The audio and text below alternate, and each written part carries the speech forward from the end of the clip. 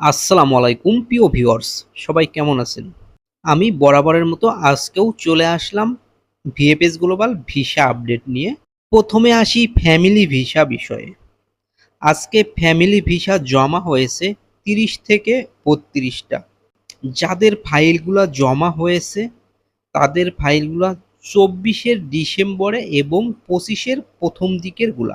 ২৩ লাস্টের দিকে এবং ২৪ প্রথম দিকে যাদের ফাইল জমা ছিল তাদের ভিসাগুলা কেন দিচ্ছে না বুঝতেছি না।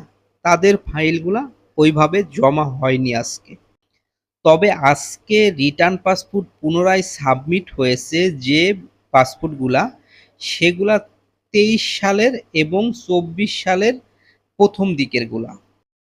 যে শহরগুলার ফাইল আজকে জমা হয়েছে সেগুলা হচ্ছে লিভোর্নো শহর, বারি শহর, নেপোলি শহর, কাসেত্তা শহর, রগুসা শহর, সিসিলিয়া শহর।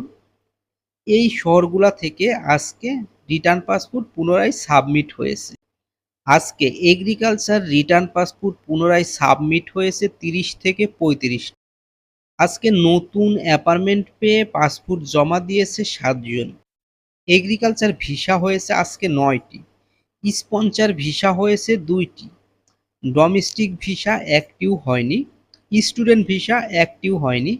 বিজনেস ভিসা একটিও হয়নি।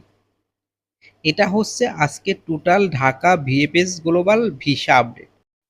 আজকে সিলেট এবং চট্টগ্রামের আপডেটটি সংগ্রহ করতে পারি নাই, কারণ একটু ব্যস্ততা ছিলাম।